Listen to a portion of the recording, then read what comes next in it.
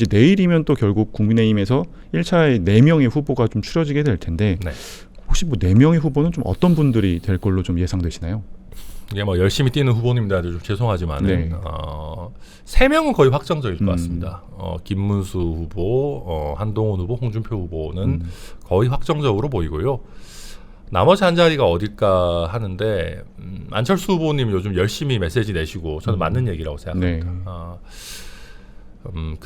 윤석열 전 대통령의 문제나 아니면 아직까지 탄핵에 반대했던 다른 후보들의 문제, 뭐 정광훈당으로 가라 뭐 이런 네. 것도 저는 옳은 메시지라 생각하는데 당내 선거에서 지금 국민의힘의 당원 구성에서는 오히려 표를 깎아먹는 얘기라고는 일단 보여집니다. 네. 그래서 마지막 한 자리는 제 예상으로는 나경원 후보가 올라오시지 않겠나 그렇게 네. 뭐 예상하고 있습니다. 그러면 어쨌든 최종 후보까지 갈 좀 후보를 혹시 좀 더 예상을 해보신다면 누가 좀 유력해 그건 보이시나요? 좀 정말 어려울 것 같긴 네. 한데 지금 한동훈 후보나 홍준표 후보도 굉장히 이제 저력이 있으시고 네.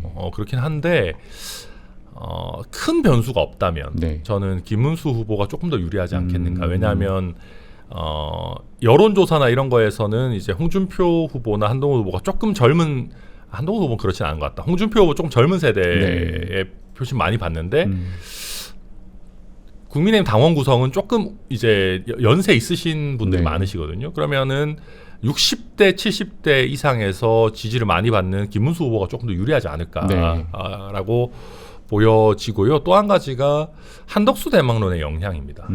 저는 한덕수 대망론이 나오면서 김문수 후보가 그냥 약간 존재감을 잃어버리는 거 아닌가 했는데 네. 나름대로 버티고 있고요. 또 한 가지가 이제 저희 정치권에서 요새 약간 뭐 웃긴 얘기인데 한문덕수 아니 김문덕수 뭐 그다음에 한문수 뭐 요새 그 김문수 후보도 뭐라고 자기 하지 않았어요. 네. 예, 뭐 어쨌든 뭐냐면 김문수를 찍어야 한덕수 국무총리와 단일화를 할 수 있다. 그래서 약간 김문덕수 시나리오로 네. 가야 된다. 라는 거를 오히려 세일즈 포인트로 좀 네. 쓰는 것 같더라고요.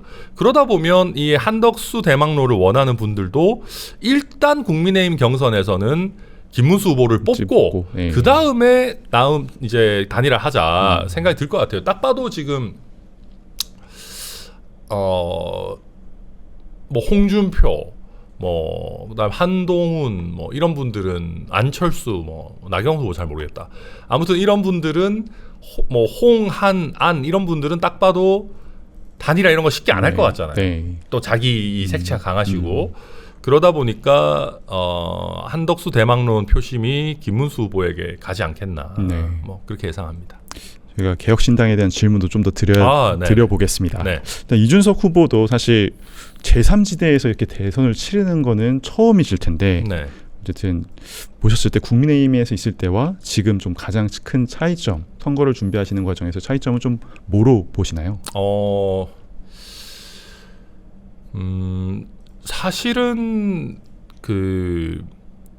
많은 분들이 비슷한 얘기들 할 겁니다. 언론의 관심도가 조금 떨어지고 왜냐하면 언론이 이제 슬롯이 결국 이렇게 국민의힘 뉴스, 네. 더불어민주당 뉴스가 네. 기본으로 있고 이제 타당 뉴스들은 이제 네. 추가로 붙는 형태다 보니까 언론 관심도가 좀 떨어지고 이런 얘기들 그다음에 자금력이 좀 부족하고 이런 얘기 뻔한데요. 네. 근데 저희가 그거 모르고 시작한 게 아니거든요.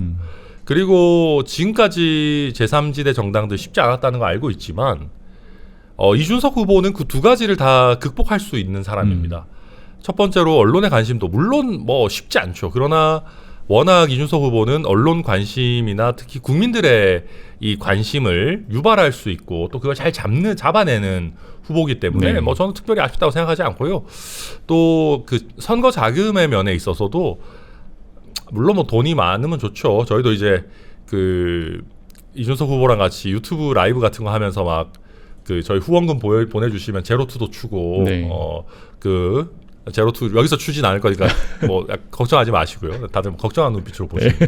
그래서 그러니까 부족한 부분을 그만큼 메꾸기 위해서 저희가 어떻게 보면 젊은 패기로 뛸 수 있고 네. 특히 이준석 후보는 돈을 아끼는 선거 운동을 할 줄 아는 사람이거든요. 그러니까 그러다 보니까 이제 거대 양당이 아닌 정당에서 언론이나 언론의 관심 부족한 자금 이런 부분을 극복할 수 있는 후보와 정당이 있다면 저는 대한민국 정치에서 거의 유일하게 네. 이준석과 개혁신당 아닌가 뭐 이렇게 생각하고 있습니다. 뭐 말씀하신 부분에 좀 답이 있을 것 같은데 그 개혁신당과 어쨌든 이준석 후보가 그럼 어쨌든 이제 출마를 하시면서 네. 뭐 민주당, 국민의힘 후보들과 이제 붙게 될 텐데 그 이준석 후보의 경쟁력 가장 강력한 경쟁력을 하나 꼽아주신다면 좀 뭐가 될까요? 결국 세대 교체죠. 사실은. 그다음에 그거 플러스로 해서 이공계 출신의 엘리트 대통령이라고 하는 거. 그거가 저는 굉장히 매력이 있을 거라고 네. 생각합니다. 그러니까 보십시오. 사실 우리가 지금 법조인 출신 대통령 굉장히 오래 하고 있잖아요. 네. 문재인 전 대통령, 윤석열 전 대통령 쭉 이렇게 가고 있는데 사실 이분들이 집권하는 시기에 경제 상황이 좋아졌느냐 아니면 오히려 너무 법조인들끼리 약간 법 내세우면서 서로 싸우다가 오히려 정치가 점점 더 대화와 타협이 실종되고 양극화된 거 아닌가라고 생각하실 거거든요. 네. 뭐 저도 변호사 출신이고 법조인 늘 나쁘다고 생각하지는 않지만 충분히 정치인으로 변모하지 않은 법조인 출신들이 막 그렇게 치고받고 싸우는 정치만 하는 거 저 굉장히 나쁘다고 생각하거든요. 네. 그래서 저도 젊은 나이에 정치인으로 변신해야 되겠다라고 생각하고 있는 거고요. 그 다음에 지금 전 세계가 과학기술 가지고 난리잖아요. 네. 과학기술 패권 경쟁을 하고 있는데 법조인 출신 후보들 물론 뭐 열심히는 하시겠지만 과연 그 이해도나 이 빠르게 바뀌는 세상에 대한 적응력 같은 것들이 나올 것인가. 네. 우리나라도 정말 40대에 엘리트 과학기술 그러니까 이공계 출신의 대통령 가질 때가 됐다. 네. 그래야지 여기서 지금 과학기술 패권 경쟁 할 수 있는 거 아니냐. 그리고 뭐 좀 이상한 얘기지만 요즘 하버드 나온 것도 모든 의혹이 사라졌는데 네. 미국과의 외교나 안보 이런 게 가장 굉장히 중요한 시기에 하버드 출신 부려먹으면 좋잖아요. 예, 그래서 여러 가지 면에서 우리 네. 국민들이 그러니까 그런 겁니다. 더불어민주당과 국민의힘이 서로 굉장히 다르고 뭐 엄청난 차이들이 있는 것처럼 얘기하지만 과거에 박근혜 전 대통령이 탄핵됐을 때 그때 천만 이상의 국민들이 촛불을 들고 뭐 나라가 뭐 엄청나게 바뀔 줄 알았습니다. 네. 근데 문재인 전 대통령 집권해가지고 솔직히 뭐가 그렇게 바뀌었습니까? 굉장히 안 좋은 방향으로 갔죠. 지금도 마찬가지입니다. 지금도 윤석열 전 대통령에 탄핵됐다고 해서 이재명 후보가 정권 잡으면 뭔 긍정적인 변화가 있겠어요? 나쁜 방향으로의 변화만 잔뜩 있겠죠. 네. 그러면 이게 약간 정권 교체라고 맨날 말은 하지만 그냥 비슷한 그냥 법조인들끼리 아니면 그냥 서로 맨날 싸우던 사람들끼리의 정권 교대 같은 느낌이 나거든요. 아니, 그럴 바에는 정말 기존 정치권의 기득권 같은 것도 좀 덜하고 네. 뭔가 새로움을 만들어낼 수 있는 뭐 압도적으로 새로운 후보에 대한 국민들의 니즈가 저는 분명히 있을 거라고 생각합니다. 예. 뭔가 이준석 후보가 대통령 되면 뭐 모르긴 몰라도 굉장히 많이 좀 네. 신선할 것 같다. 저는 그렇게 생각합니다. 어쨌든 이준석 후보가 이 지지율을 끌어올리기 위해서는 당연히 이제 국민의힘의 표뿐만이 아니라 민주당의 표도 상당 부분을 흡수를 해야 될 텐데 네. 이거에 대한 좀 전략은 좀 어떻게 잡고 계신가요? 그러니까 이게 이제 보면 이게 민주당 표, 이재명 후보 표라고 생각하면은 이게 창의력을 잘 발휘하기 어렵습니다. 저는 그렇게 생각하지 않습니다. 네. 정권 교체를 바라는 표인 겁니다. 그리고 정권 교체를 바라는 표 중에서도 이재명 후보가 아직도 흡수하지 못하고 있어요.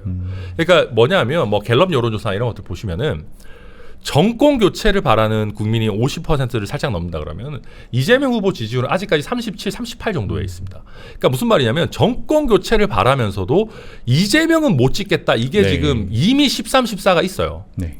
그럼 이거를 이준석 후보가 일단은 가져와 줘야 되는 겁니다. 그렇게 하면 자연스럽게 이재명 후보도 40% 안쪽에 가둬지고 네.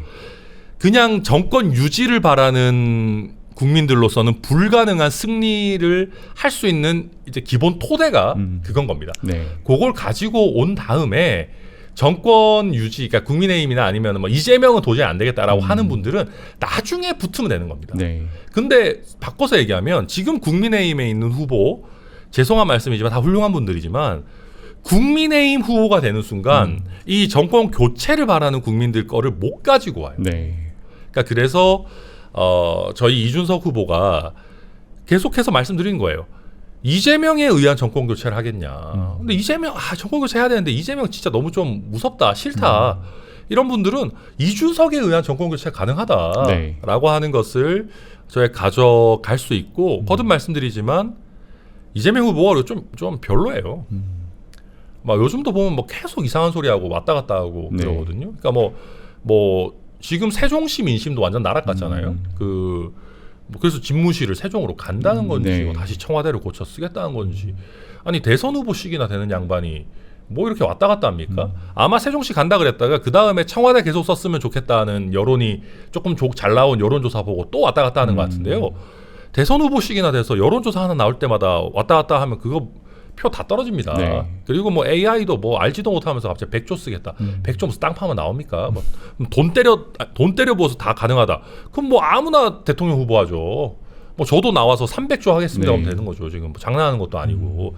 그러니까 그래서 지금 정권 교체 여론이라고 하는 것을 이재명 후보가 온전히 가져갈 수 없을 것이다. 네. 오히려 공약들이 발표되고 TV 토론이 거듭될수록 당시에 본인들이 엄청 약체 후보다라고 평가했던 윤석열한테도 졌잖아요. 저는 이준석 후보 상대로는 제대로 버텨내기 어려울 거다 네. 생각합니다. 네, 오늘 드리고 싶은 질문이 많았었는데 네. 시간 관계상 여기서 마무리를 해야 될 것 같고요. 다음에 한 번 더 또 인터뷰 초청 드리고 꼭 응해 주시기 바랍니다. 네, 네, 감사합니다. 아유, 감사합니다.